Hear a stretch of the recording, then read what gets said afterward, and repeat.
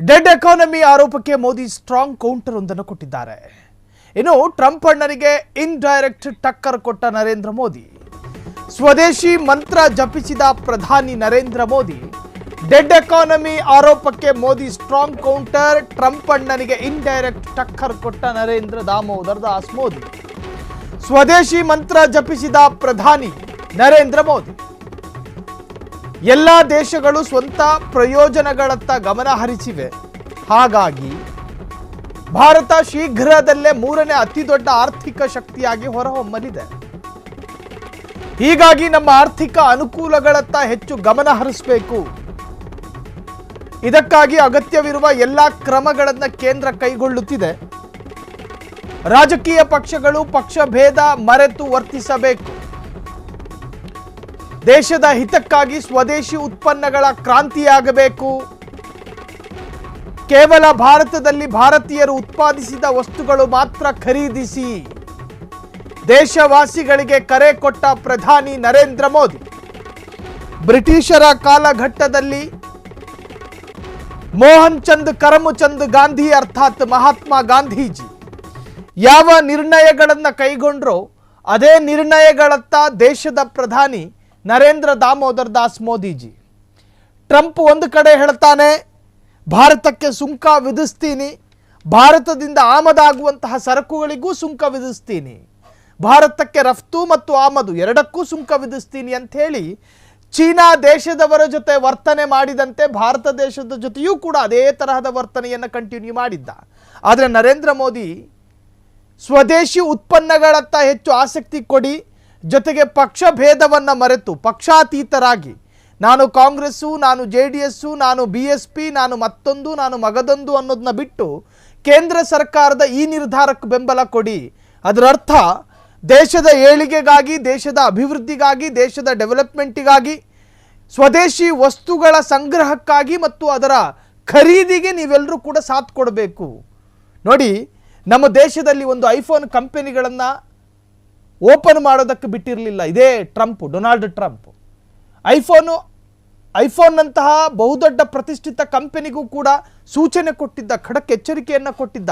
ಭಾರತದಲ್ಲಿ ನಿಮ್ಮ ಉತ್ಪನ್ನಗಳು ಆಗಕೂಡದು, ಭಾರತದಲ್ಲಿ ನಿಮ್ಮ ಉತ್ಪನ್ನಗಳು ಆಗಲೂಬಾರ್ದು, ಅದರ ವಿತರಣೆಯೂ ಕೂಡ ನಡೀಬಾರ್ದು.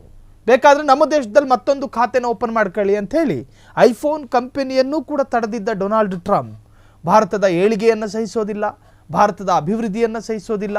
ಆದರೂ ಕೂಡ ಭಾರತದ ಸ್ನೇಹದಲ್ಲಿ ಕಟ್ಟು ಬಿದ್ದ ಭಾರತ ಆತನನ್ನು ಸ್ನೇಹ ಅಂತೇಳಿ, ಆತನನ್ನು ಸ್ನೇಹಿತ ಅಂಥೇಳಿ ಕನ್ಸಿಡರ್ ಮಾಡಿಕೊಂಡಿದ್ದಾರೆ.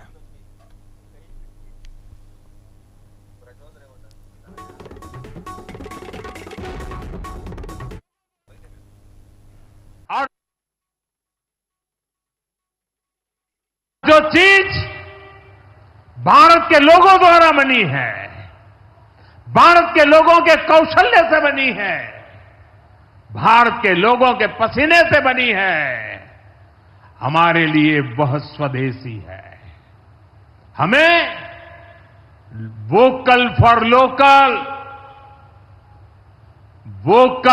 लोकल मंत्र को अपनाना होगा. हम संकल्प लें कि हम मेक इन इंडिया प्रोडक्ट्स को ही बढ़ावा देंगे. हमारे घर में जो कुछ भी नया सामान आएगा, मैं नए सामान की बात कर रहा हूं, हमारे घर में जो भी नया सामान आएगा वो स्वदेशी ही होगा. ये जिम्मेदारी हर देशवासी को लेनी होगी. और मैं आज मेरे व्यापार जगत के भाई बहनों से विशेष आग्रह करना चाहता हूं. मैं मेरे दुकानदार भाई बहनों से आग्रह करना चाहता हूं, जब दुनिया इस प्रकार से अस्थिरता के माहौल से गुजर रही है, तब हम भी, चाहे व्यापार हो, छोटी दुकान हो, कारोबार करते हो, अब हम हमारे यहां से सिर्फ और सिर्फ स्वदेशी माल ही बेचेंगे. और जो चीज भारत के लोगों द्वारा बनी है, भारत के लोगों के कौशल्य से बनी है। ಕ್ಷಣ ಕ್ಷಣದ ಸುದ್ದಿಗಳಿಗಾಗಿ ಫ್ರೀಡಂ ಟಿವಿ ಸಬ್ಸ್ಕ್ರೈಬ್ ಮಾಡಿ, ಲೈಕ್ ಮಾಡಿ ಹಾಗೂ ಫಾಲೋ ಮಾಡಿ. ಹೊಸ ಸುದ್ದಿಗಳ ನೋಟಿಫಿಕೇಶನ್ಗಾಗಿ ಬೆಲ್ ಐಕಾನ್ ಮೇಲೆ ಕ್ಲಿಕ್ ಮಾಡಿ.